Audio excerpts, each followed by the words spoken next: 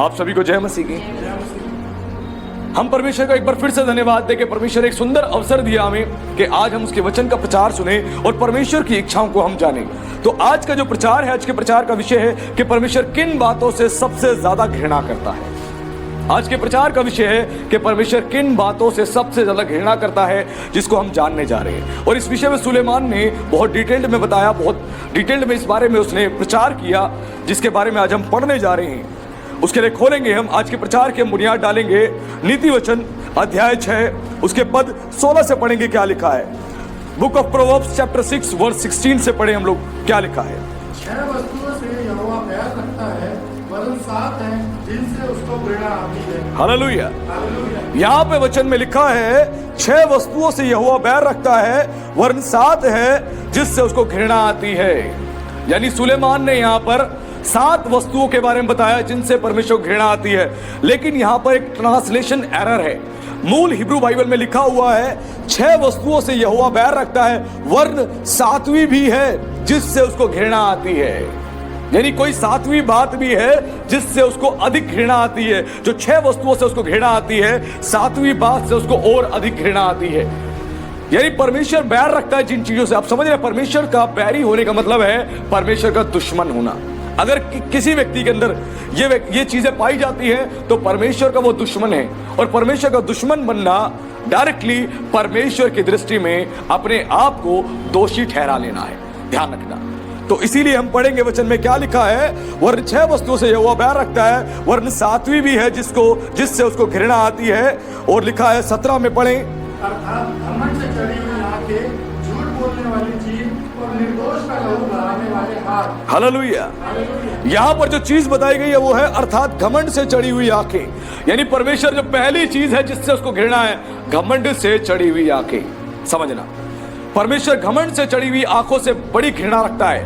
और परमेश्वर के जो दास हैं, डेरिक प्रिंस, जो इस प्लैनेट के सबसे बड़े बाइबल टीचर और बाइबल स्कॉलर जिनको कहा जाता है इस पूरे प्लैनेट के, डेरिक प्रिंस, वो अपनी किताबों में बताते हैं कि व्यभिचार का पाप एक बहुत बड़ा पाप है, एक मेजर पाप है, लेकिन परमेश्वर को यह पाप उससे भी बड़ा दिखाई देता है। घमंड से चढ़ी हुई आंखें परमेश्वर की दृष्टि में एक सबसे बड़ा पाप है। अगर आपके अंदर, आपके दृष्टि में आपके अंदर घमंड आ चुका है तो परमेश्वर की दृष्टि में आप दोषी बन चुके हो, उसके बैरी बन चुके हो। घमंड किस प्रकार का? आज मनुष्य घमंड कई प्रकार से करता है। पैसे का घमंड करता है, मेरे पास इतना पैसा है, उतना पैसा है, मैं इतना पैसा कमाता हूं, उस चीज का घमंड। जब हम घमंड करते हैं तो हम परमेश्वर के बैरी बन जाते हैं। हमें घमंड किस चीज का? हमें अपनी शरीर की ताकत का घमंड, अपनी पर्सनैलिटी का घमंड, अपनी नॉलेज का घमंड और अन्य अपनी सोर्स, अपनी पावर, अपने लोगों का घमंड, या अपने आत्मिक ज्ञान का घमंड, या आत्मिक वरदानों का घमंड। अगर किसी प्रकार का भी घमंड हमारे अंदर है तो हम परमेश्वर के बैरी हैं। इस बात को ध्यान रखना। और परमेश्वर को ऐसा व्यक्ति बिल्कुल भी पसंद नहीं है। वो डायरेक्टली परमेश्वर का बैरी है, यानी परमेश्वर का दुश्मन है, ध्यान रखना।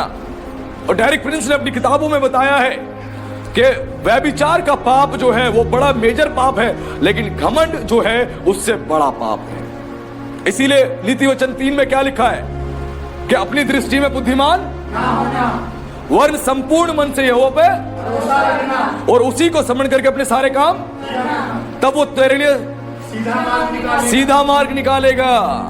अपनी दृष्टि में बुद्धिमान नहीं होना। जब आपको लगे मैं बुद्धिमान हो चुका हूं, मैं नॉलेजेबल हो चुका हूं, मुझे सब कुछ पता लग चुका है, मैं कर सकता हूं, तो इसका अर्थ है आप परमेश्वर की दृष्टि में बैरी हैं। परमेश्वर की दृष्टि में आप उसके बैरी बन चुके हैं, प्रेमी नहीं है आप, आपका संबंध नहीं है फिर उसके साथ। अगर आपकी आंखों में घमंड है, क्योंकि घमंड से चढ़ी हुई आंखें परमेश्वर को बिल्कुल भी पसंद नहीं है।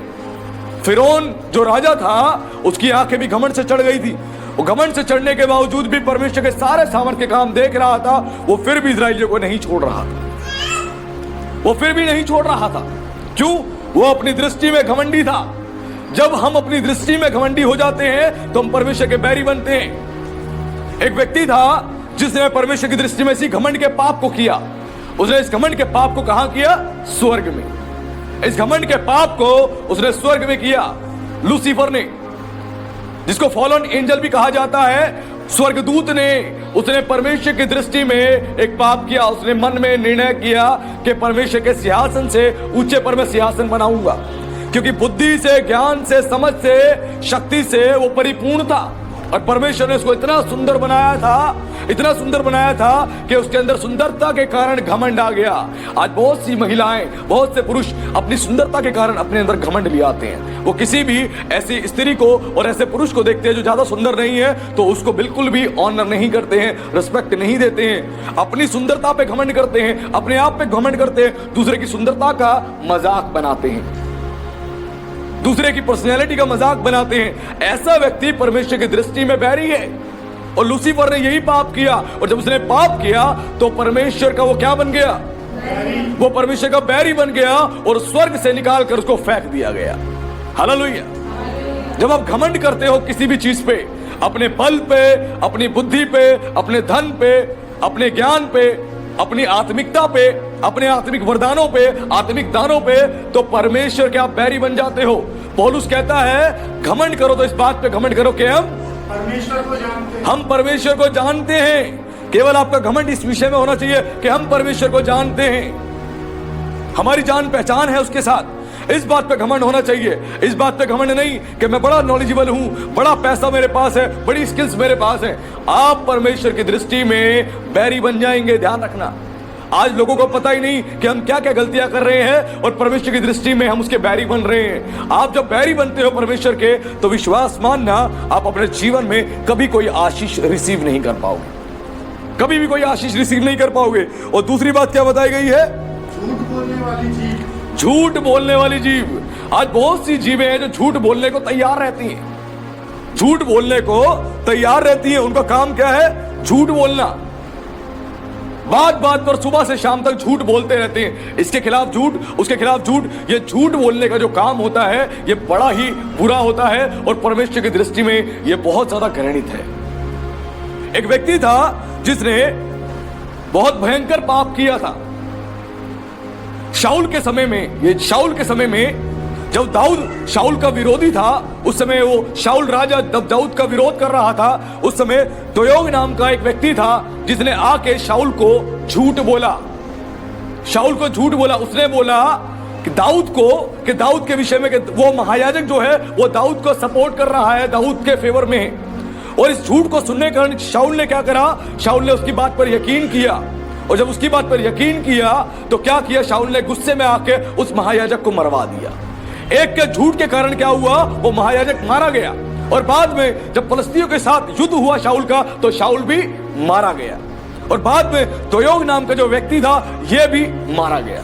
यानी एक झूठ बोलने के कारण 3 लोगों की हत्या हो गई। एक झूठ के कारण 3 लोगों की हत्या हो गई। आपका झूठ कितने लोगों के प्राण को ले सकता है आप नहीं जानते।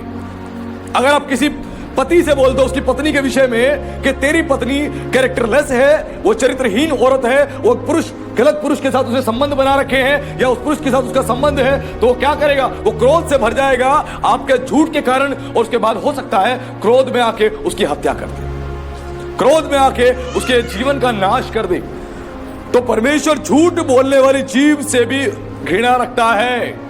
ध्यान रखना, आपकी जुबान से झूठ नहीं निकलना चाहिए। झूठ मत बोलना कभी भी, क्योंकि झूठ बोलने वाला व्यक्ति कोई भी स्वर्ग में प्रवेश नहीं करेगा। वचन में लिखा है कुरिन्थियों में कि झूठ बोलने वाला भी, झूठा कोई व्यक्ति स्वर्ग में प्रवेश नहीं करेगा। आज मनुष्य दिन प्रतिदिन केवल झूठ ही बोलते हैं, वो झूठ बोलते हैं। अगर हम झूठ बोल रहे हैं और झूठा हमारा जीवन है तो विश्वास मानना कोई भी झूठा स्वर्ग में प्रवेश नहीं करेगा। आज मनुष्य झूठ बोलता रहता है, यह उसका जीवन है। और झूठ बोलने वाली जीभ से परमेश्वर घृणा रखता है। अगर कोई झूठ बोल रहा है तो इस बात का ध्यान रखना, वो परमेश्वर का बैरी है, परमेश्वर का बैरी है। वो परमेश्वर के साथ नहीं चल रहा है। भले ही चर्च आ रहा है, भले ही वचन को सुन रहा है, फिर भी परमेश्वर का बैरी है, क्योंकि वो झूठ बोलता है, वो झूठ बोलने वाला व्यक्ति है। इस बात को समझे। उसके बाद अगली बात क्या बताई गई है? और निर्दोष का लहू बहाने वाले हाथ। और निर्दोष का लहू बहाने वाले हाथ। आज बहुत से लोग निर्दोष का लहू बहाते हैं, यानी क्या करते हैं? उसकी हत्या करने के लिए कहीं से पैसा ले लिया। आज जितने भी जो गैंगस्टर होते हैं वो क्या करते हैं? जो गुंडे बदमाश होते हैं वो पैसा ले लेते हैं मारने पीटने के लिए। उनको पैसा दे दो 50,000, 1 लाख, 10,000 और बोलो उसको पीटना है, मारना है, वो चले जाएंगे मारने के लिए, वो चले जाएंगे उसको खून करने के लिए, निर्दोष व्यक्ति का खून करने के लिए। और निर्दोष का लहू बहाने वाला व्यक्ति जो है, परमेश्वर उससे बड़ी घृणा रखता है। निर्दोष का लहू बहाने वाला, लहू बहाना ही परमेश्वर की दृष्टि में घृणित है। और निर्दोष का, यदि वो निर्दोष है, उसका लहू बहाया है, तो परमेश्वर बड़ा घृणा रखता है, बहुत घृणा रखता है। इस बात को ध्यान रखना। और आज के समय में सिर्फ निर्दोष का लहू, एक व्यक्ति अगर किसी की हत्या करता है, जो जूइश सेजिस है यानी यहूदी रब्बीज है, वो बताते हैं अगर किसी ने किसी एक व्यक्ति की हत्या करी है तो एक ही व्यक्ति की उसने हत्या करी है, उसने एक मेजर पाप किया है। लेकिन आजकल मनुष्य जो हैं वो लोगों की चर्चा कर करके उसके चरित्र की हत्या कर रहे हैं, चरित्र की हत्या कर रहे हैं। आज मोस्टली लोग क्या करते हैं, फेसबुक पे आके, इंस्टाग्राम पे आके, सोशल मीडिया प्लेटफॉर्म्स पे आके दूसरे के चरित्र के बारे में उसकी बदनामी कर रहे हैं और अपमानित कर रहे हैं, उसके चरित्र की हत्या कर रहे हैं। आज बहुत सी महिलाओं के गंदे गंदे उनकी फोटोज बना के वो पोस्ट कर रहे हैं, उसके चरित्र की हत्या कर रहे हैं। और ये हत्या बार बार कर रहे हैं। एक व्यक्ति ने हत्या करी, उसने एक बार करी, वो भी परमेश्वर की दृष्टि में एक बहुत बड़ा मेजर पाप है, कोई छोटा मोटा पाप नहीं है। लेकिन आज किसी के चरित्र के बारे में बोल बोल के हम उसकी निरंतर हत्या कर रहे हैं। और आज लोग करते हैं और निरंतर हत्या करते हैं। और प्रभु ने क्या बोला पतरस को, जब पतरस प्रभु के साथ था तो पतरस तलवार निकाल के वो जितने टेंपल ऑफ पुलिस थी उनका सामना करने लगा। तो प्रभु ने क्या बोला पतरस को, तलवार मयान में रख, क्योंकि जो तलवार से घात करते हैं वो तलवार से ही घात किए जाएंगे। जो सोशल मीडिया से दूसरों को बदनाम करते हैं, सोशल मीडिया से ही उनको बदनाम किया जाता है। जो कलम की मार चलाते हैं दूसरों के लिए, उसके ऊपर कोई अधिकारी बैठा होता है, वो भी कलम की मार चलाता है और उसकी हत्या होती है। उसामा बिन लादेन ने बम से विस्फोट किया, उसने बारूद से विस्फोट किया और लोगों को मारा उसने, और वो बम से ही मारा गया। तो जिस चीज से आप लोगों को मारोगे उसी चीज से आपको मारा जाएगा। अपनी जुबान से लोगों को मारोगे, इसी जुबान से लोग आपको मारेंगे, ध्यान रखना। तो जिस तरीके से आपका जीवन है उसी तरीके से आपको रिस्पॉन्स मिलेगा। और ये चीज यहां बताई गई है। इसीलिए आज किसी प्रकार से आपका जीवन ऐसा ना हो, क्योंकि धर्मी व्यक्ति किसी को बदनाम नहीं करता है, कभी बदनाम नहीं करता। जिसके साथ मरियम की मंगनी हुई, यूसुफ जो था, यूसुफ जिसका मरियम की मंगनी हुई, जब उसको पता लगा कि मरियम गर्भवती है तो उसने निर्णय किया, मन में विचार किया कि उसको मैं चुपके से त्याग दूंगा। उसने ये नहीं बोला मैं 50 लोग बिठाऊंगा और 50 लोगों के बीच में बिठाकर मैं इस बात की चर्चा करूंगा। उसने प्लान नहीं किया। उसने बोला नहीं कि मरियम को मैं बदनाम करूंगा। उसने क्या किया, मन में विचार किया, चुपके से मैं इसको त्याग दूंगा, उसकी बदनामी नहीं करूंगा। लेकिन आज किसी की पत्नी ने कोई काम किया, शोर मचा के उसको बदनाम करते हैं। किसी की बहन ने कोई काम किया, शोर मचा के उसको बदनाम करते हैं। आज इस प्रकार का लोगों का जीवन है। लेकिन धर्मी व्यक्ति किसी को बदनाम नहीं करता, वो कभी बदनाम नहीं करेगा। एक अधर्मी होगा, वो चीख के बदनाम करेगा। किसी की स्त्री के बारे में पता लग गया, किसी की बेटी के बारे में पता लग गया, वो चीख के बदनाम करेगा। लेकिन जब अपनी ही बेटी के बारे में, अपने ही बेटे के बारे में पता लगेगा तो चुपचाप बात को दबा लेगा। क्यों? अपनी बेटी अपना बेटा है, मैं किसी को क्यों बताऊं। लेकिन दूसरे की बेटी है तो छाती फाड़ के लड़ने के लिए चला जाएगा। दूसरे का बेटा है तो चीख के लड़ने के लिए शुरू हो जाएगा। लेकिन जब अपनी बेटी और बेटे ने, अपनी पत्नी ने कोई काम किया होगा तो चुपचाप बात को दबा देगा। कुछ मत बोलो, चुपचाप दबा लो। एक अधर्मी व्यक्ति की पहचान है किसी को बदनाम करना। अगर आप किसी को बदनाम करते हो तो आप धर्मी नहीं हो, आप अधर्मी हो। और ऐसा व्यक्ति परमेश्वर की दृष्टि में बहुत घृणित है। आज के समय में कुछ लोग ऐसे हैं, बहुत जल्दी लोगों का जजमेंट करते हैं। बहुत जल्दी किसी महिला को देखा, किसी पुरुष को देखा, एकदम से उसके बारे में जजमेंट कर लेते हैं। अरे ये तो चरित्रहीन है, ये तो बड़ा अच्छा व्यक्ति है, ये तो बड़ा बुरा व्यक्ति है, उसके बारे में कोई जानकारी नहीं है। लोग अपने आप को इतना रिलीजियस दिखा देते हैं, राइटनेस दिखा देते हैं कि उनको एक ही बार में सब कुछ पता लग गया, एक ही बार में पता लग गया। और किसी के बारे में भी एक ही मीटिंग में बहुत सारी जजमेंट कर लेते हैं, बहुत सारी जजमेंट कर लेते हैं और एक ही बार में लोगों को बदनाम करते हैं। प्रभु ने क्या बोला, जगत में मैं धर्मियों के लिए आया हूं, मैं पापियों के लिए आया हूं। ऐसे लोगों को ही तो प्रभु चाहता है कि उसके पास आए और बचाए जाए। प्रभु जगत में पापियों के लिए आया, धर्मियों के लिए नहीं आया।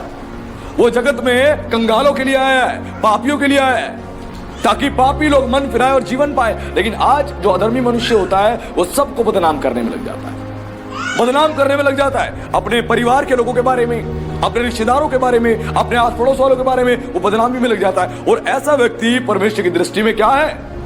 वो घृणित है। परमेश्वर ऐसे व्यक्ति से नफरत करता है। जो भी ऐसा जीवन जी रहा है वो डायरेक्टली परमेश्वर से विरोध कर रहा है, उसका विरोधी बन रहा है। आगे पढ़े वचन में क्या लिखा है अगली चीज? अनर्थ कल्पना करने वाला मन। अनर्थ कल्पना करने वाला मन, यानी मन में अनर्थ कल्पना, दूसरे का अनर्थ करने के लिए कल्पना बार बार आ रही है। इसको मैं जाके बदनाम करूं, इसको अपमानित करूं, इसके साथ मैं ऐसे करूं वैसे करूं। अनर्थ कल्पना करने वाला मन जो बार बार दूसरे के बारे में बुरा सोचता रहता है, कभी अच्छा नहीं सोचेगा। अच्छी बात भी बोली गई है तब भी उसके दिमाग में, उसके मन में बुरे ही विचार चलेंगे, क्योंकि वो क्या है? बुरा है। वचन में लिखा बुरा मनुष्य जो है अपने मन के बुरे भंडार से बुरी बुरी बातें निकालता है।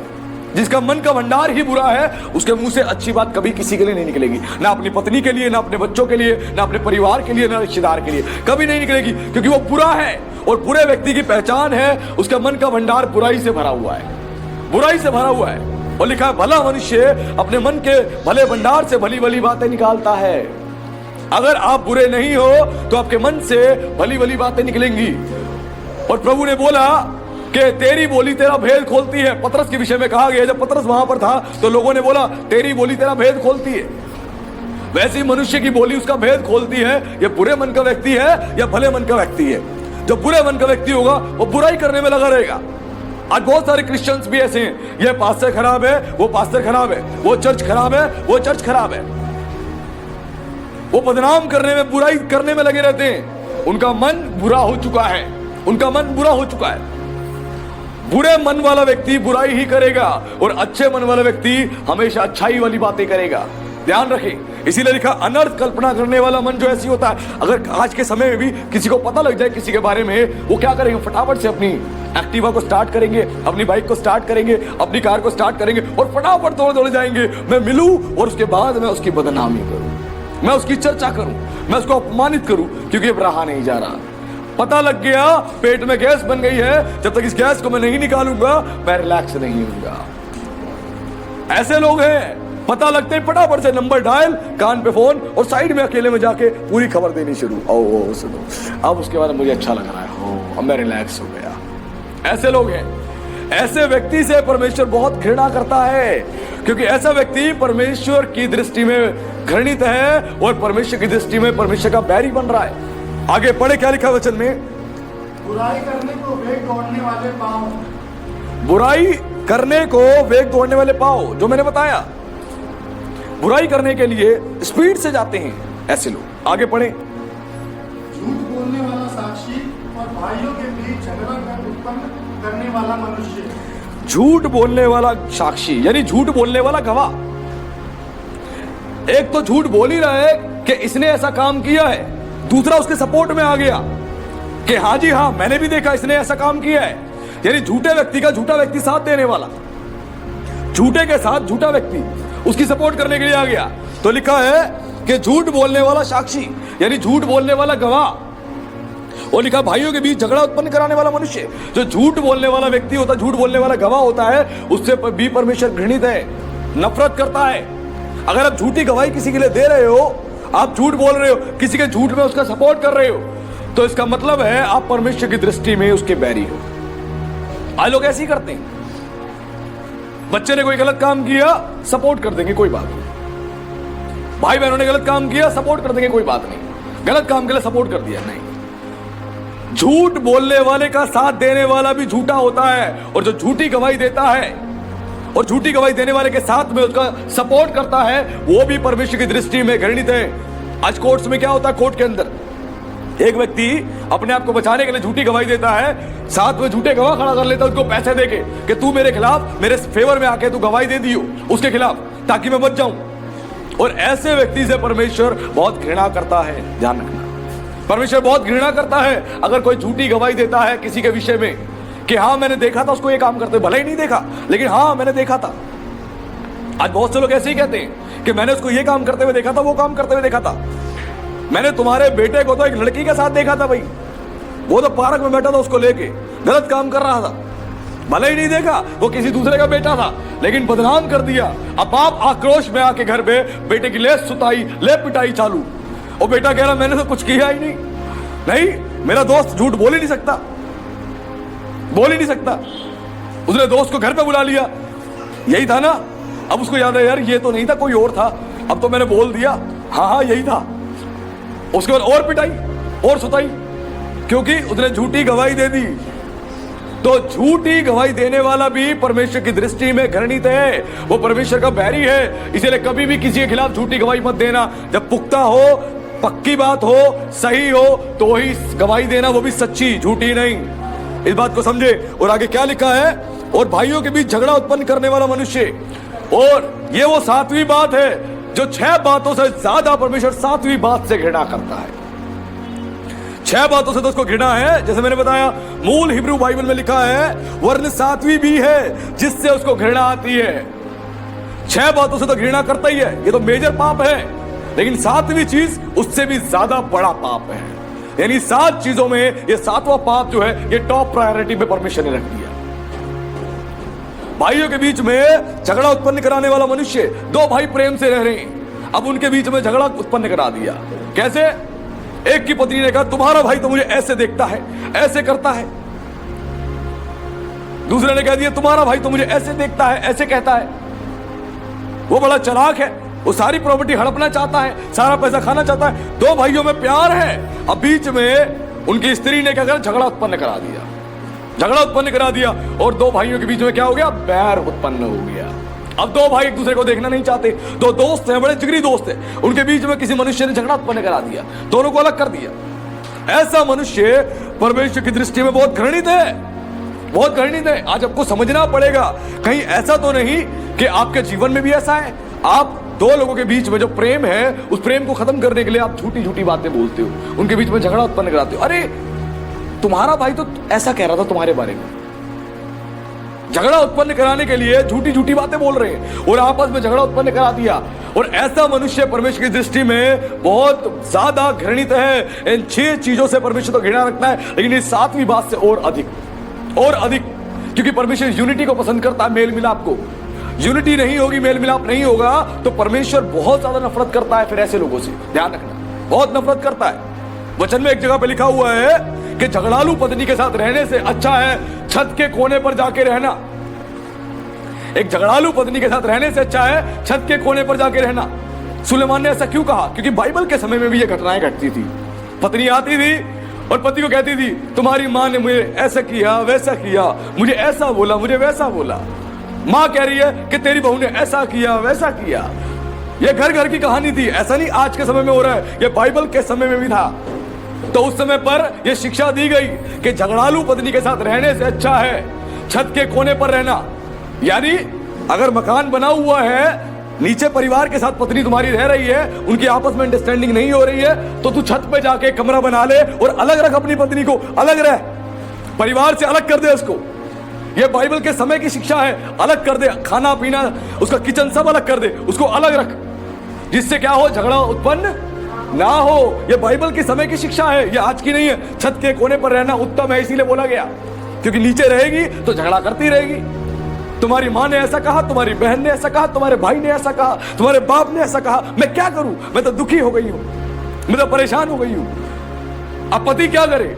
माँ बाप की सुने, पत्नी की सुने, वो किसको संभाले? संभालना तो दोनों को है। इसीलिए क्या कर, अपनी पत्नी को लेकर छत के कोने पर जा, टॉप वाले फ्लोर पे चला जा, एक कमरा बना ले और वहां रह ले। किचन भी अलग कर दे, सब कुछ अलग कर दे, जिससे झगड़ा ही खत्म हो जाए।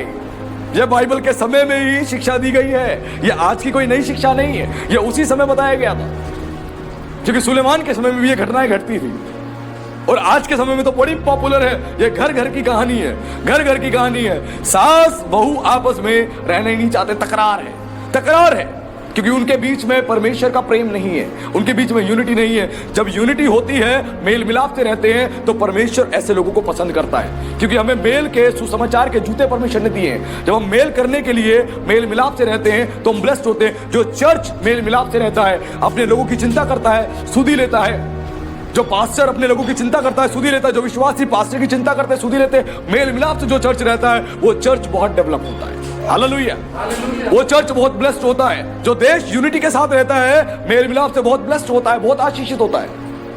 क्योंकि राजा अहाब के समय में, जब उस समय पे रानी हिजेबेल जो थी, वो सारे परमेश्वर के नबियों को मार रही थी, तो एक व्यक्ति ने सारे नबियों को छुपा रखा था, सारे नबियों को छुपा रखा था उनको बचाने के लिए। और ये पूरे वहां के इजराइल के लोग जानते थे कि इस व्यक्ति ने सारे नबियों को छुपा रखा है। उसने फिर भी खबर नहीं दी, और जो लोग जानते थे उन्होंने भी खबर नहीं दी। वो यूनिटी के साथ रहे, क्योंकि उनको पता था रानी इजेबेल जो है परमेश्वर के नबियों को मार रही है। यूनिटी के साथ रहे, इसीलिए राजा अहाब के समय में राजा अहाब ने जितने युद्ध लड़े वो सारे जीते, क्योंकि परमेश्वर की कृपा रही।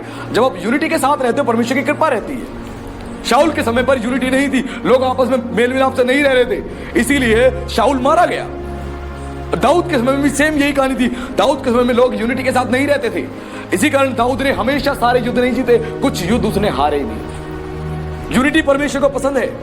जब बाबेल का घूमट बनाया जा रहा था, जिस घूमट को बना रहे थे, उन सबकी बातें जो थी घमंड से बड़ी भरी हुई बातें थी। उन्होंने बोला स्वर्ग तक हम इसकी मतलब चोटी को पहुंचाएंगे, इसको इतना ऊंचा कर देंगे। एक बोली थी, वचन लिखा, एक बोली एक स्वर से वो लोग काम कर रहे थे। लेकिन परमेश्वर ने क्यों नहीं उनको मारा और तबाह किया? परमेश्वर ने क्यों उनकी भाषा में गड़बड़ी डाल दी? क्योंकि वो लोग एक यूनिटी के साथ रह रहे थे। जब आप मेल मिलाप से रहते हो, परिवार में, कलीसिया में, देश में यूनिटी के साथ रहते हो, तो आप ब्लेस्ड रहते हो। आज घर में क्या है, बाप की बेटों से नहीं बनती, बेटों की बाप से नहीं बनती, पति की पत्नी से नहीं बनती, पत्नी की पति से नहीं बनती। यूनिटी है ही नहीं, प्रेम है ही नहीं। जो भाभी है वो नंद को देखना नहीं चाहती, नंद जो है भाभी को देखना नहीं चाहती। यूनिटी नहीं है। सास बहू को देखना नहीं चाहती, बहू सास को देखना नहीं चाहती। यूनिटी नहीं है। जब यूनिटी नहीं होगी, वो परिवार कभी ब्लेस्ड नहीं होगा, वो फैमिली कभी ब्लेस्ड नहीं होगी। क्योंकि इसी मेल मिलाप की वजह से परमेश्वर ने कितनी बार इजराइल पे दया करी, इजराइल पे दया करी। क्योंकि यहूदी रब्बी कहते हैं इजराइल में कई बार बहुत पाप हुए, लोगों ने बहुत से मेजर पाप किए, लेकिन जब वो यूनिटी के साथ रहे तो परमेश्वर ने भयंकर प्रकोप नहीं डाले, भयंकर प्रकोप नहीं डाले। परमेश्वर ने बचा लिया। यूनिटी परमेश्वर को पसंद है, मेल मिलाप से रहना पसंद है। इसका अर्थ ये नहीं कि मेल मिलाप से रहो और पाप करते रहो, ऐसा भी नहीं है। क्योंकि पाप करने वाला परमेश्वर की दृष्टि में वैसे घृणित है, लेकिन यूनिटी से जो प्रेम से रहता है परमेश्वर को ज्यादा पसंद है। आज कलीसियाओं में प्रेम नहीं है, कलीसियाओं में प्रेम नहीं है। विश्वासी लोग अपनी परेशानी में पास्टर को 10 बार फोन करते हैं, पास्टर साहब ये दिक्कत होगी, वो दिक्कत होगी, आप मेरे लिए प्रार्थना करो। अब पास्टर को पता है पास्टर परेशान है, पास्टर से कभी हालचाल नहीं पूछेंगे, कभी मतलब नहीं रखेंगे। परमेश्वर चाहता है कि वो प्रेम हम एक दूसरे से रखें। प्रभु चाहता है हर पास्टर अपनी कलीसिया से प्रेम करे, और वैसे ही कलीसिया पास्टर से प्रेम करे, और सब मिलकर वैसे ही परमेश्वर से प्रेम करे, और समाज से हम प्रेम करें। क्योंकि प्रभु ने हमें जो आत्मा दिया है, वो आत्मा हमें प्रेम का आत्मा दिया है। और पौलुस ने बोला, मैं स्वर्गदूतों की बोली बोलूं, मैं मनुष्य की बोली बोलूं, मैं कुछ भी करूं, जितना मर्जी सामर्थ्य मेरे पास वरदान हो, मैं इस पहाड़ को हटा दूं, मैं मुर्दे जिंदा कर दूं, मैं कुछ भी कर दूं, यदि मैं प्रेम न रखूं तो मैं ठनठनाता हुआ पीतल और झंझनाती हुई झांझ हूं। ये वचन बता रहा है। और हर एक को करेक्शन नीडेड है, ध्यान रखना, हर एक को करेक्शन नीडेड है। दाऊद जो था, दाऊद एक प्रॉफिट था, एक भविष्यवक्ता था, और परमेश्वर की ओर से परमेश्वर का दास था। फिर भी दाऊद के लिए परमेश्वर ने एक व्यक्ति को खड़ा किया, नातान नबी। नातान नबी ने आके उसको फटकारा, करेक्शन करवाया उसके जीवन में, क्योंकि वो पाप गलती कर रहा था। हर एक को करेक्शन नीडेड है, मुझे भी करेक्शन नीडेड है। वैसे ही चर्च के बिलीवर्स को भी चाहिए एक व्यक्ति जो उनके जीवन में करेक्शन के लिए काम करे। क्योंकि जब करेक्शन के लिए पास्टर उनको प्रचार करता है, सिखाता है, तभी उनका जीवन ब्लेस्ड होता है। जो पास्टर उनके करेक्शन के लिए प्रचार नहीं करता, उनको सिखाता नहीं है, उनके जीवन की गलतियों के ऊपर काम नहीं करता है, ध्यान रखना, उनका जीवन कभी भी ब्लेस्ड नहीं हो सकता। हर एक को करेक्शन नीडेड है। अगर मैं बोलूं मैं एक पास्टर हूं, मुझे कभी भी करेक्शन की जरूरत नहीं है, तो ऐसा हो नहीं सकता, कभी नहीं हो सकता ऐसा। क्योंकि दाऊद इतना बड़ा प्रॉफिट था, इतना बड़ा भविष्यवक्ता था, उसके लिए भी परमेश्वर ने नातान नबी को खड़ा किया, जिसने आके उसके लिए भविष्यवाणियां करी, उसको करेक्शन उसके जीवन में कराया उसने। हर एक के लिए परमेश्वर की ओर से नियुक्त है हर एक व्यक्ति। वैसे ही परमेश्वर ने कलीसिया के लिए एक सेवक को नियुक्त किया है, ताकि आपके जीवन की कमियों के लिए करेक्शन करे, सही करे, और वचन से करे। क्योंकि लिखा है तीमुथियुस 3:16 में, संपूर्ण पवित्र शास्त्र परमेश्वर की प्रेरणा से रचा गया है, समझाने के लिए, सुधारने के लिए, उपदेश देने के लिए और धार्मिकता की शिक्षा के लिए लाभदायक है। इस वचन से आपको करेक्ट करना है, इस वचन से आपको सुधारना है। एक पास्टर की रिस्पॉन्सिबिलिटी है, यह जिम्मेदारी है। क्योंकि एक पास्टर आपके आत्मिक जीवन के पालन पोषण के लिए काम कर रहा है। वो एक शेफर्ड के रूप में, एक चरवाहे के रूप में आपके लिए काम कर रहा है। आप परमेश्वर की भेड़े हो, और परमेश्वर ने उसको जिम्मेदारी दी है अपनी भेड़े चराने के लिए। अगर वो आपको नहीं डांटेगा, नहीं समझाएगा, नहीं सिखाएगा, तो कभी आप आशीषित नहीं हो सकते। अगर आपके चर्च में कोई व्यक्ति पाप में है, कोई बुरे जीवन को जी रहा है और निरंतर उसके जीवन में ये पाप है, अगर कोई पास्टर उसको नहीं बोलता है, नहीं डांटता है, नहीं समझाता है, सिर्फ इस डर से कि मेरी डांट से वो बुरा ना मान जाए, मेरी डांट से चर्च को छोड़ ना दे, मेरी डांट से अलग ना चला जाए, तो वो पास्टर नहीं है, वो लोगों को खुश कर रहा है। और पौलुस ने बोला, अगर मैं मनुष्य को प्रसन्न करता हूं तो मैं मसीह का दास नहीं होता। अगर कोई प्रभु का दास है तो लोगों को खुश करने के लिए कभी भी बातें नहीं बोलेगा, वो वही बातें बोलेगा जो परमेश्वर का वचन उसको सिखाता है, जो परमेश्वर का वचन उसको बोलने के लिए कहता है। और आज हमने जाना कि परमेश्वर किन चीजों से बहुत घृणा करता है, किन चीजों से घृणा करता है और हमारा जीवन कैसा होना चाहिए। आज हमें सीखना है, दो लोगों के बीच में, चार लोगों के बीच में झगड़े उत्पन्न नहीं कराने, उनके बीच में प्रेम उत्पन्न कराना है, झगड़े नहीं, प्रेम। क्योंकि प्रभु यूनिटी को पसंद करता है। आज हमने जाना, अगर हम मेल मिलाप से रहेंगे, प्रेम से रहेंगे, तो हम अपने आप ही आशीषित हो जाएंगे। आज कलीसिया की रिस्पॉन्सिबिलिटी है कि आप अपने पड़ोसियों के साथ प्रेम के साथ रहें, अपने रिश्तेदारों के साथ प्रेम के साथ रहें, अपने सगे संबंधियों के साथ प्रेम के साथ रहें। एक घर में सास बहू, भाभी नंद, सास ससुर, पति पत्नी सारे प्रेम के साथ रहें। जब प्रेम के साथ रहोगे तभी आप ब्लेस्ड रहोगे, वरना नहीं। आपको डेवलप परमेश्वर तभी करेगा, आपको ब्लेस तभी करेगा जब सारे लोग प्रेम के साथ रहेंगे। अब घर में प्रेम ही नहीं है, पिता आया थका हुआ, एक कोना पकड़ा और सो गया। बच्चे आए, पिता को देखे वो साइड कमरे में चले गए, वो सो गए। पत्नी आई, खाना खाया, दोनों को खाना दिया, बच्चों को भी और अपने पति को भी, और वो भी सो गई। एक दूसरे से बात ही नहीं करते, सबने अपने अपने फोन पकड़े, कोने में चले गए, सब लोगों ने अपने अपने फोन चलाए और सो गए। प्रेम ही नहीं है, यूनिटी नहीं है। कब आपकी फैमिली में ब्लेसिंग आएगी? कभी नहीं आएगी, कभी नहीं आएगी अगर आपस में प्रेम के साथ नहीं बैठेंगे। तो प्रेम के साथ बैठे अपने पिता के साथ, प्रेम के साथ बैठे अपनी माता के साथ, प्रेम के साथ बैठे अपने भाई बहनों के साथ, अपनी पत्नी के साथ, अपने पति के साथ। जब तक आप प्रेम के साथ नहीं बैठोगे, आप ब्लेस्ड नहीं हो सकते। और आज हमने परमेश्वर के वचन को जाना कि परमेश्वर ने बताया किन बातों से परमेश्वर घृणा करता है। वो तमाम जो पाप है परमेश्वर उनसे बहुत घृणा करता है, लेकिन जो अंतिम पाप है उससे परमेश्वर बहुत अधिक घृणा करता है। ध्यान रखना।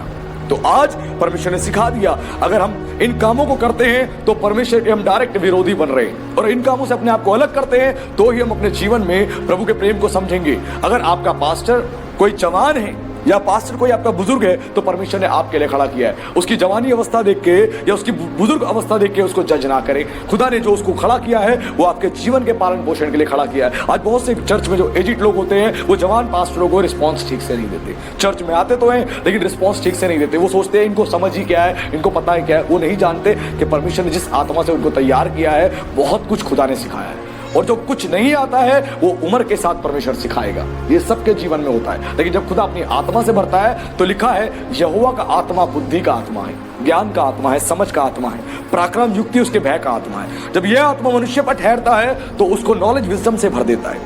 आपकी एज नहीं देखेगा परमेश्वर। स्तुपनुस एक जवान व्यक्ति था, ऐसा बुद्धि ज्ञान से परमेश्वर ने उसको भरा था। जब उसने लोगों से बातें करनी शुरू करी तो वचन कहता है कोई भी उसकी बातों के सामने, उसके ज्ञान के सामने ठहर नहीं पा रहा था। शेक हो रहे थे, कंपन हो रही थी, कोई भी ठहर नहीं पा रहा था, क्योंकि खुदा ने उसको बुद्धि ज्ञान दिया था। जब खुदा आपको बुद्धि ज्ञान देगा तो कोई भी आपके सामने ठहर नहीं पाएगा। सुलेमान एक जवान व्यक्ति था, उसको परमेश्वर ने ऐसा बुद्धि ज्ञान दिया कि बुजुर्ग से बुजुर्ग लोग भी आके अपने फैसले करवाने के लिए उसके पास आते थे। और सुलेमान का न्याय इतना प्रसिद्ध न्याय था जो आसपास के देशों में उसकी चर्चा फैल गई थी। जब परमेश्वर आपको तैयार करके खड़ा करता है तो आपकी एज नहीं देखेगा, आपके एक्सपीरियंस को नहीं देखेगा, वो आपके जीवन को देखेगा और चुनेगा और मजबूत बना के इस्तेमाल करेगा। और आज के वचन से प्रभु ने बहुत कुछ बता दिया है, तो इसको हम अपने जीवन में लागू करें ताकि हम आशीषित हों। तो प्रभु का धन्यवाद आज की शिक्षा के लिए। प्रभु आप सबको आशीष दे। सभी को जय मसीह।